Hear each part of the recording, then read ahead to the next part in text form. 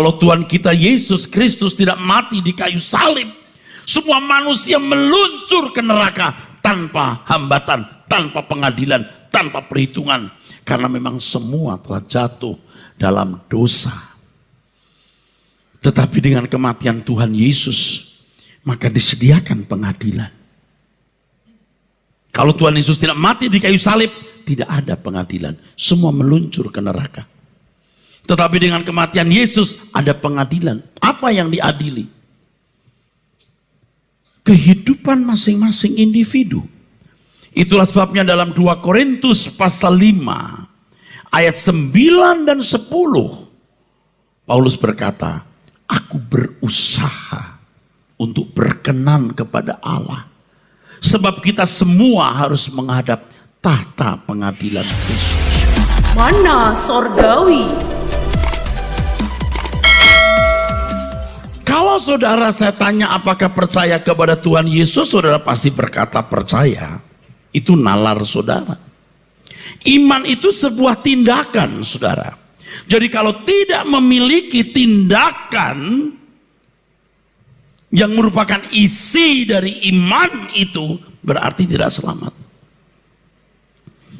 Tetapi yang diajarkan di banyak gereja hari ini, yang penting nalarnya, pikirannya setuju, yakin bahwa Yesus juru selamat, lalu selamat. Sehingga kita mendengar orang berkata selamat itu tidak perlu berjuang. Dan itu menyesatkan saudaraku. Sekarang saudara pikir ya, bayangkan. Punya Allah yang semua orang dengan mudah masuk ke dalam rumahnya. Bayangkan, punya Allah yang semua orang boleh sembarangan masuk ke dalam kerajaannya. Tidak mungkin. Allah yang kudus dan cerdas tidak mungkin begitu. Allah yang benar, Allah yang kudus, Allah yang cerdas akan mengubah orang-orang yang berani mengaku Yesus Tuhan dan Juru Selamat selama hidup di bumi.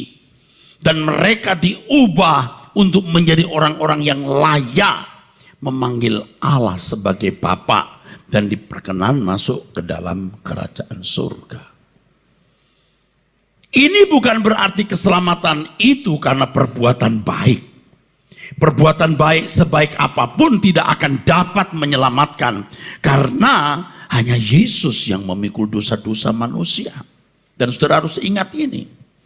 Kalau Tuhan kita Yesus Kristus tidak mati di kayu salib, semua manusia meluncur ke neraka tanpa hambatan, tanpa pengadilan, tanpa perhitungan. Karena memang semua telah jatuh dalam dosa. Tetapi dengan kematian Tuhan Yesus, maka disediakan pengadilan. Kalau Tuhan Yesus tidak mati di kayu salib, tidak ada pengadilan. Semua meluncur ke neraka.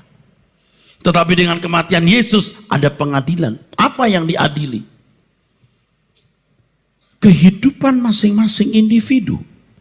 Itulah sebabnya dalam 2 Korintus pasal 5 ayat 9 dan 10 Paulus berkata, aku berusaha untuk berkenan kepada Allah.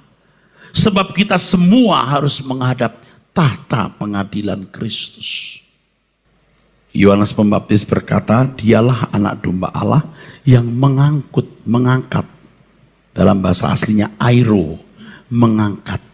Itulah sebabnya kalau saudara mengetahui aerodinamika. Aero itu bahasa Yunani, mengangkat.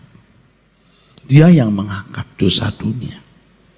Tetapi setelah Tuhan mengangkat dosa dunia, dosa semua kita, lalu kita merespon anugerahnya. Nah, apa kita serius untuk itu? Keselamatan bukan karena perbuatan baik, karena iman. Iman itu tindakan. Iman itu perbuatan. Perbuatan untuk mengikut jejak Tuhan Yesus. Jadi saudara-saudaraku sekalian, manusia harus memilih apakah mengikut jejak Tuhan Yesus atau jejak dunia. Nah, hari ini kita melihat Hampir semua orang mengikut jejak dunia. Gurunya banyak di sini.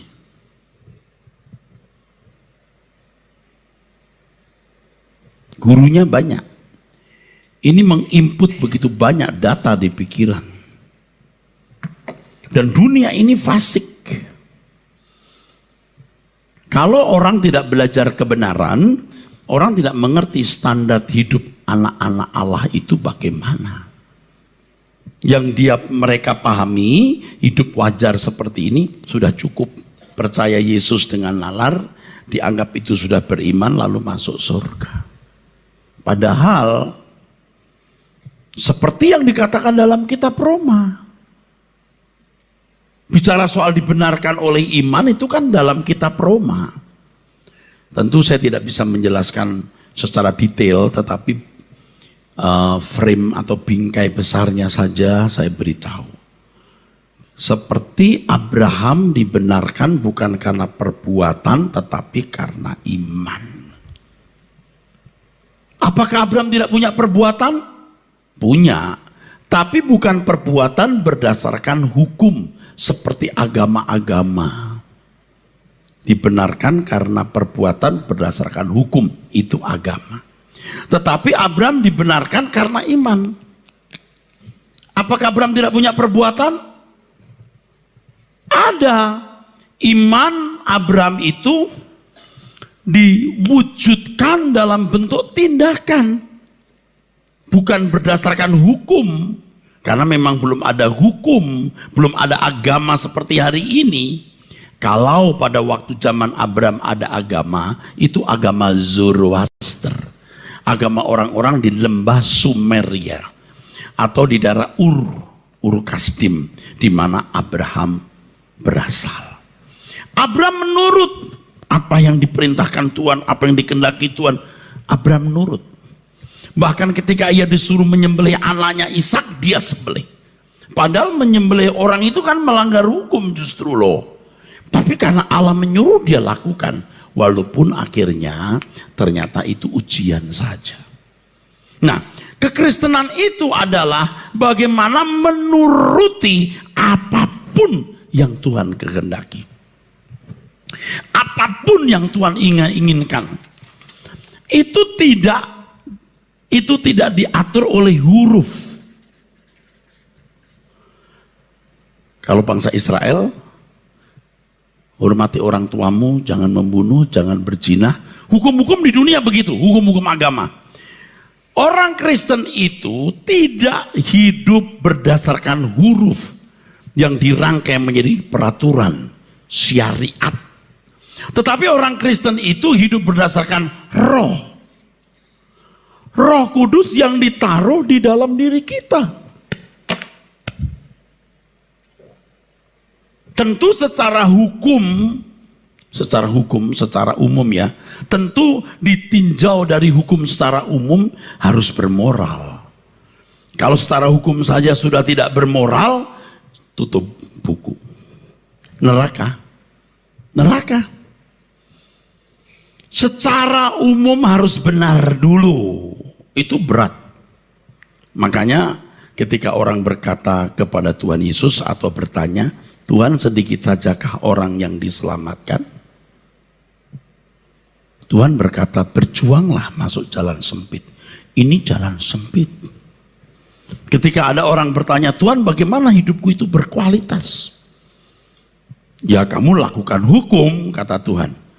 Lalu orang itu berkata, sudah Tuhan. Oh, kalau mau yang lebih berkualitas, jual segala milikmu, bagikan kepada orang miskin, ikutlah aku. Ikut aku, hidup seperti aku hidup. Memiliki cara berpikir seperti cara berpikirku. Memiliki gaya hidup seperti gaya hidupku. Nah, secara hukum umum saja, kalau sudah tidak benar, ya jangan hidup menurut roh. Dan rata-rata sebagian saudara itu sudah rusak. Karena hidup dalam kewajaran anak dunia. Ya memang secara hukum, saudara bukan seorang yang patut masuk penjara. Tetapi secara moral kesucian Tuhan, jauh. Saudara harus berani Tidak sama dengan dunia. Harus berani berbeda. Harus berani ekstrim. Harus berani unik. Aneh. Weird. Terserah orang bilang. Karena kita ikut Tuhan Yesus. Kalau kamu tidak berani berbeda, jangan jadi Kristen. Tapi kita kan mau menyesuaikan diri. Setan. Itu setan. Yang mengajak kamu untuk bisa adjusting. Bisa menyesuaikan dengan keadaan dunia. Itu setan, nak. Demi nama Tuhan Yesus, itu setan. Kalau kamu gak mau nurut, lakukan. Suatu hari kamu akan memetik buah akibat keputusanmu.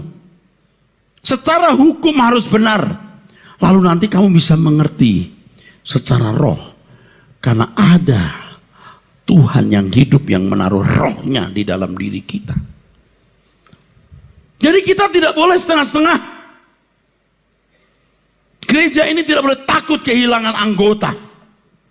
Tidak boleh. Seperti juga di kebaktian umum, saya sudah bicara sangat tegas. Kalau kamu tidak berubah, pergilah ke gereja lain dan cari pendeta yang bisa merubah hidupmu. Demikian pula dengan kalian. Kalian bisa menjadi orang-orang hebat di mata Tuhan. Sebab saudara tahu, Maria itu masih muda. Gak yakin lebih 20 tahun usianya. Dan Yusuf mungkin beda 3, 4, 5, 6 tahun. Orang-orang muda. Bagaimana mereka berani untuk memiliki sebuah langkah yang membuat hidup mereka berbeda dengan orang lain. Kamu akan hamil, Maria. Maria berkata, tidak biasa orang hamil tanpa suami, Tuhan. Tapi kamu harus mengambil keputusan bersedia tidak. Puji Tuhan, Maria berkata, sesungguhnya aku hamba Tuhan, jadilah padaku menurut perkataanmu. Wah, itu menggila, saudara. Dia berani menghapus mimpi-mimpi dan cita-citanya. Dengan dia mengatakan, jadilah padaku menurut perkataanmu. Wanita sederhana ini yang masih sangat belia, dia bisa kehilangan Yusuf. Dan menurut hukum Yahudi, kalau wanita didapati hamil tanpa suami, hukumnya rajam batu. Saya sudah mempelajari budaya itu. Tetapi Yusuf orang baik. Dia mau diam-diam pergi. Sehingga kalau ternyata Maria hamil, orang menyalahkan Yusuf. Ini memang sudah modal orang baik. He is a just man. He is a right man. He was a right man. Dia seorang yang baik.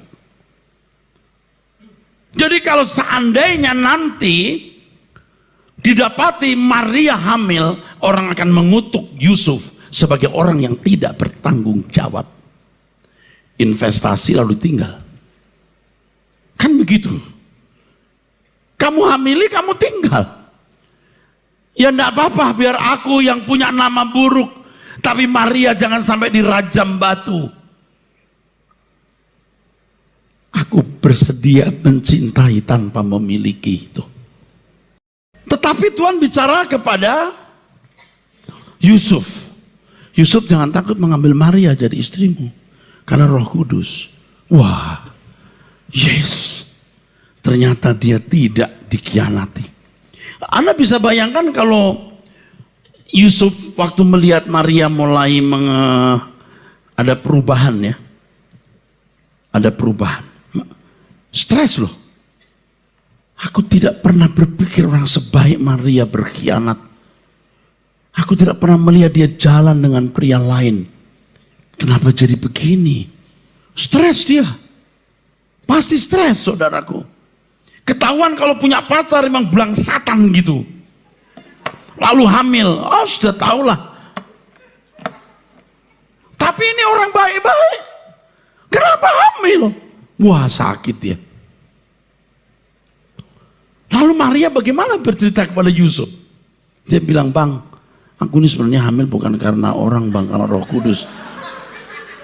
Bisa-bisa di bayangan si Maria.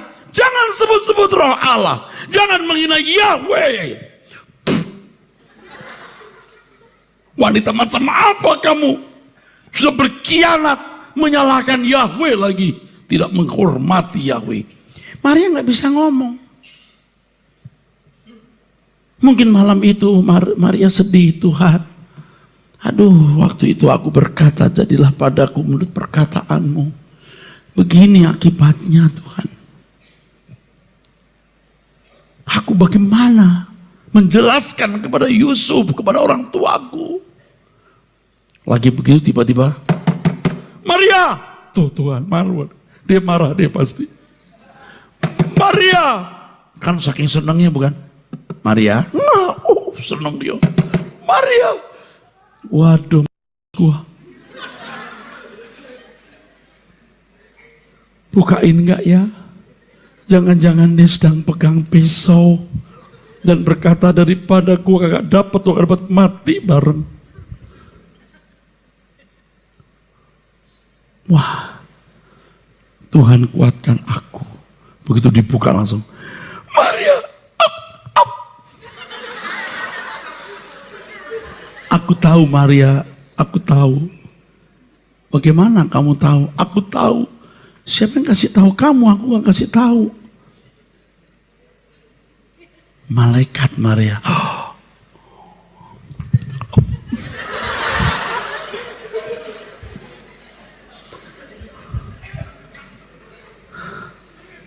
Ini penurutan. Penurutan itu iman.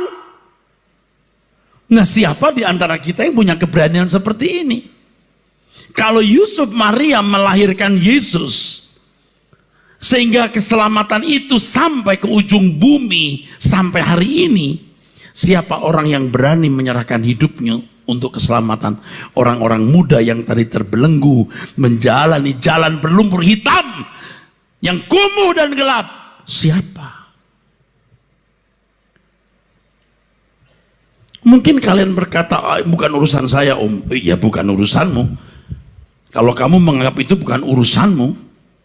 Tetapi saya mau beritahu bahwa Tuhan mencari orang-orang yang bisa menjadi alat di dalam tangannya untuk menyelamatkan jiwa-jiwa ini. Harus ada orang yang begini, jangan ke sana, ayo kita ke sini. Jangan ke sana, kita ke sini. Jangan, kita ke sini. Tapi kamu tidak bisa bilang, mari ke sini. Kalau kamu juga, ayo kita ke sana, kami kok jalan sama mereka. Cara hidupmu harus berbeda. Orang ngomong jorok, kamu tidak boleh ngomong jorok. Orang dengan gaya dan cara hidup yang salah, kamu tidak boleh ikut dengan cara hidupmu yang salah. Kita harus berani nekat untuk hidup di dalam kesucian dan kebenaran. Dan kalau kita berani melatih itu, kita bisa melakukannya. Tunggu saja waktunya. Ada pengadilan Tuhan. Alkitab berkata semua kita harus menghadap tahta pengadilan Kristus, supaya kita mempertanggungjawabkan apa yang kita miliki. Saya khawatir kamu sembrono hidup karena tidak ada yang bicara seperti ini. Dan saya mau beritahu kepadamu terus terang dengan tegas, kalau kamu tidak bertobat, kamu pasti masuk neraka. Kau berkata kami percaya Tuhan Yesus om. Percaya itu bertindak. Percaya itu melangkah. Percaya itu melakukan kehendak Bapa, kehendak Tuhan Yesus. Kamu kalau mati hari ini, kamu masuk neraka. Tidak peduli bapakmu majelis atau pendeta. Tidak peduli kamu pernah kasih persembahan berapapun banyaknya, kamu masuk neraka kamu. Jangan berkata, bapak saya pendeta. Tuhan tidak lihat bapakmu, Tuhan lihat hidupmu. Bapak saya majelis, Pak. Tuhan nggak lihat bapak majelis, Tuhan lihat hidupmu. Wah, bapak saya nyumbang gereja banyak. Tuhan tidak peduli dengan uang yang kau sumbangkan ke gereja. Tuhan melihat hidupmu. Oleh sebab itu kamu harus bertobat sungguh-sungguh. Kamu pasti sering dengar Om Meras kalau khotbah keras banget deh, kayak nggak nginjek tanah. Gua nginjek. Emangnya gua genderuwo. Cuman saya mau mengajak kalian untuk betul-betul masuk surga. Jangan ikut tawuran, berkelahi, seks bebas, nonton film-film jorok, pikiranmu jadi rusak. Kamu digiring masuk neraka, itulah belenggu. Belenggu. Tapi kayaknya nggak bisa dilepasin, Om. Kalau sekarang kamu sudah tidak bisa melepaskan, makin tua kamu makin tidak bisa dilepaskan. Mumpung masih muda begini, kamu bisa dilepaskan. Karena saya pernah muda. Karena saya pernah melepaskan diri dari kubangan-kubangan itu. Kamu tuh jangan kampungan. Kau pikir kalau bisa clubbing, kalau bisa begini begitu bahagia. Itu orang-orang yang dibohongi setan. Betul. Saya sudah tua, nak. Saya sudah lihat banyak orang jangankan clubbing. Udah lebih dari itu. Akhirnya hidupnya cuma begitu saja. Saya sudah lihat orang-orang hebat, orang kaya dengan kendaraan bagus, barang-barang mewah. Begitu aja. Begitu saja. Kampungan. Jadi kalau kamu sekarang kaya, lalu kamu menunjukin dirimu kaya, saya cuma lihat dari jauh. Kamu norak, kamu norce and kamse.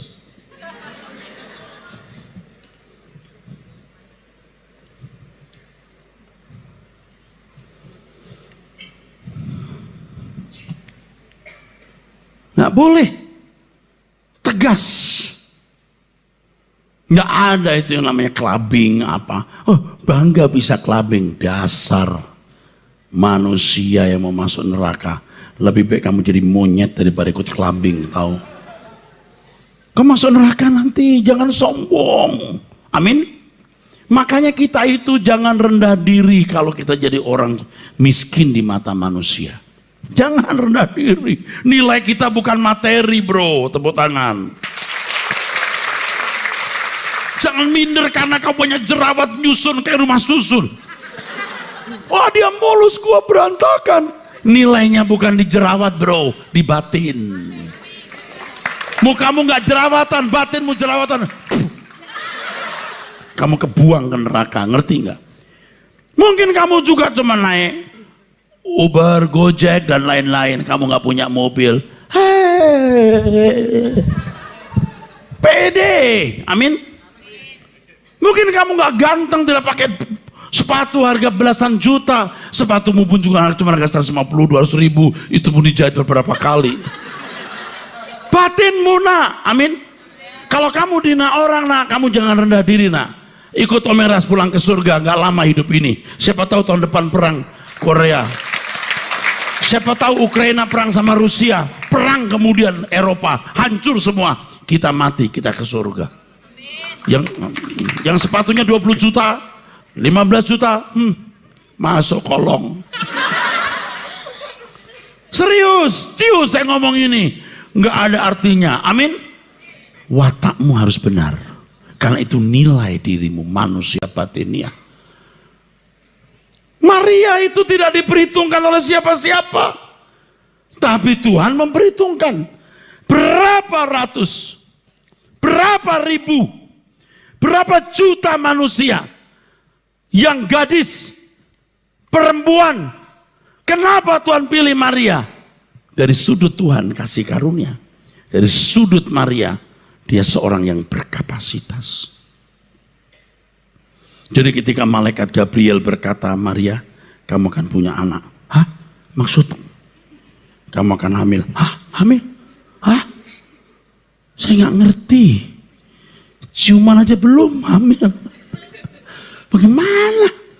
Roh Kudus yang akan membuat kamu hamil karena Allah akan menaruh putranya. Nggak masuk akal. Belum ada cerita Allah menghamili wanita. Nanti orang ngomong apa? Aku cerita orang.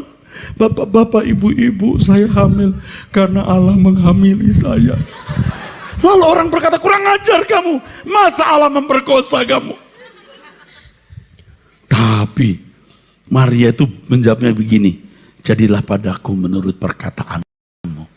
Anda tahu nggak? Tidak mungkin orang baik mendadak atau jahat mendadak. Dia pasti wanita yang sudah terbiasa bergaul dengan Tuhan. Pasti. Jadi kalau misalnya kamu jadi orang nih ya, berani lewat tempat gelap, itu Bukan satu malam kau jadi jagoan. Pasti memang hari-hari biasa kamu udah biasa tidur sendiri, lewat gelap. Pasti udah terbiasa. Nggak ada orang yang tiba-tiba lewat gelap berani. Nggak mungkin. Tuhan ya pasti melihat wanita ini bisa. Bisa. Dia pilih Maria. Kamu akan melahirkan. Tuhan akan pilih kalian. Kamu akan memenangkan jiwa. Kamu bisa menghambat orang tidak masuk neraka. Tuhan pasti pilih. Tuhan gak mungkin pilih orang berantakan yang blangsatan. Gak mungkin. Tuhan pasti pilih orang-orang tertentu yang bisa dipakai Tuhan. Tahu gak nak? Di mata manusia kamu tidak ada apa-apanya. Di mata manusia kamu dianggap tidak berarti dan tidak bernilai. Tapi di hadapan Tuhan kamu bernilai. Dan itu keagungan hidup kita, saudara. Amin.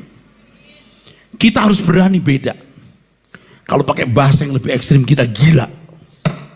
Kita gila, kita beda. Dare to different. Berani beda. Amin. Berani? Mungkin kamu masih belum sanggup secara kekuatan hari ini. Aduh, saya sering gagal terus om. Saya sih gak kepikir jadi bener. Bilang dulu aku mau. Jangan bilang aku mampu. Mampu sih tidak, mau dulu. Kalau kita mau, Tuhan pasti akan memberi kekuatan. Kita akan mengukir sejarah hidup yang indah. Maria dan Yusuf mengukir sejarah hidup yang indah. Yang dikenang sepanjang masa dalam sejarah gereja, sejarah jagat raya. Mungkin kamu gak dikenal siapa-siapa. Tapi ketika kamu bertobat, kamu hidup suci, kamu melayani Tuhan, memenangkan jiwa-jiwa. Di luar kemampuan orang, di luar pengetahuan orang, namamu diukir. Kamu mencetak sejarah. Kamu membuat sejarah, kamu menggores sejarah yang agung. Dan itu kesempatan saat ini. Amin. Mungkin ini kesempatan terakhir. Setelah ini kamu tidak pernah punya kesempatan. Kamu jadi rusak, tidak pernah jadi baik. Kamu mesti mati pada waktu yang tidak kau duga. Tapi ini kesempatan. Kita nggak ngerti hari esok. Tapi kalau kesempatan seperti ini, kamu pakai untuk sungguh-sungguh berubah. Kamu akan mengukir sejarah kehidupan. Sejarah hidupmu, orang tuamu, keluargamu. Dan tidak pernah kamu duga kamu jadi orang-orang hebat suatu hari. Percaya nggak? Percaya? Kalian percaya? Kau masih punya masa depan. Kita tidak tahu hari esok bagaimana. Pekerjaan, bisnis, jodoh, dan lain sebagainya. Tapi kalau kamu bertobat sungguh-sungguh, kamu sungguh-sungguh menyerahkan diri kepada Tuhan Yesus, kamu akan diubah oleh Tuhan. Dan inilah saatnya kamu mesti berubah. 2 Raja-Raja pasal 23. Pembaharuan yang dilakukan Yosia. Sesudah itu raja menyuruh orang mengumpulkan semua tua-tua Yehuda dan Yerusalem. Kemudian pergilah raja ke rumah Tuhan, dan bersama-sama dia semua orang Yehuda dan semua penduduk Yerusalem, para imam, para nabi, dan seluruh orang awam, dari yang kecil sampai yang besar. Dengan didengar mereka, ia membacakan segala perkataan dari kitab perjanjian yang ditemukan di rumah Tuhan itu. Sesudah itu berdirilah raja dengan tiang, dan diadakannyalah perjanjian di hadapan Tuhan, untuk hidup dengan mengikuti Tuhan, dan tetap menuruti perintah-perintahnya, peraturan-peraturannya, dan ketetapan-ketetapannya, dengan segenap hati dan dengan segenap jiwa, dan untuk menepati perkataan perjanjian yang tertulis dalam kitab itu. Dan seluruh rakyat turut mendukung perjanjian itu. Raja memberi perintah kepada imam besar Hilkia, dan kepada para imam tingkat 2, dan kepada para penjaga pintu, untuk mengeluarkan dari bait Tuhan segala perkakas yang telah dibuat untuk Baal dan Asyera, dan untuk segala tentara langit. Lalu dibakarnyalah semuanya itu di luar kota Yerusalem, di padang-padang Kidron, dan diangkutnyalah abunya ke Betel. Ia memberhentikan para imam dewa asing yang telah diangkat oleh raja-raja Yehuda untuk membakar korban di bukit pengorbanan, di kota-kota Yehuda dan di sekitar Yerusalem. Juga orang-orang yang membakar korban untuk Baal, untuk dewa matahari, untuk dewa bulan, untuk rasi-rasi bintang, dan untuk segenap tentara langit. Dibawanyalah tiang-tiang berhala dari rumah Tuhan keluar kota Yerusalem ke sungai Kidron, lalu dibakarnya di situ. dan ditumbuknya halus-halus menjadi abu. Kemudian dicampakkannya abunya ke atas kuburan rakyat jelata.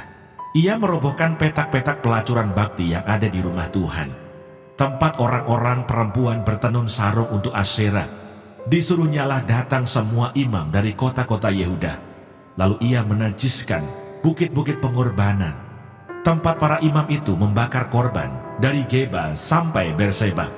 Dirobohkannya pula bukit-bukit pengorbanan di pintu-pintu gerbang yang ada dekat lubang pintu gerbang Yosua, penguasa kota itu, yang ada pada sebelah kiri kalau orang memasuki pintu gerbang kota itu. Tetapi para imam bukit-bukit pengorbanan itu tidak boleh naik ke mezbah Tuhan di Yerusalem. Hanya mereka boleh memakan roti yang tidak beragi di tengah-tengah saudara-saudara mereka.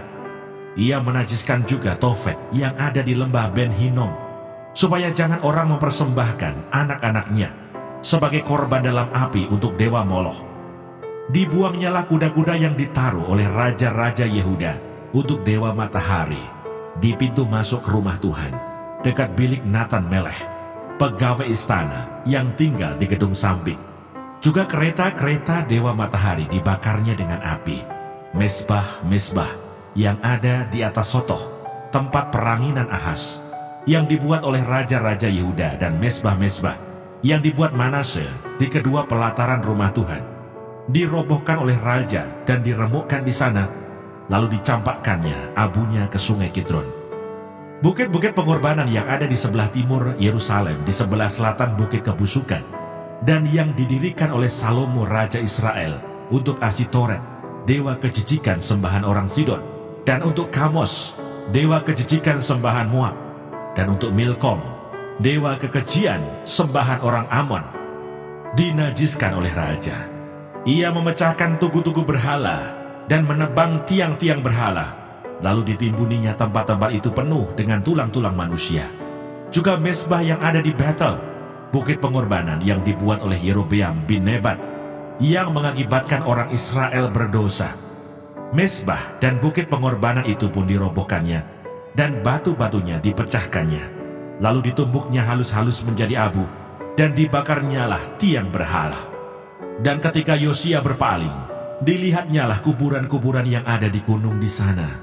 Lalu menyuruh orang mengambil tulang-tulang dari kuburan-kuburan itu, membakarnya di atas mezbah dan menajiskannya, sesuai dengan firman Tuhan yang telah diserukan oleh abdi Allah, yang telah menyerukan hal-hal ini. Ia berkata, "Apakah tanda keramat yang kulihat ini?" Lalu orang-orang di kota itu menjawab dia, "Itulah kuburan abdi Allah yang sudah datang dari Yehuda, dan yang telah menyerukan segala hal yang telah kau lakukan terhadap mezbah Betel ini." Lalu katanya, "Biarkanlah itu, janganlah ada orang yang menjamah tulang-tulangnya."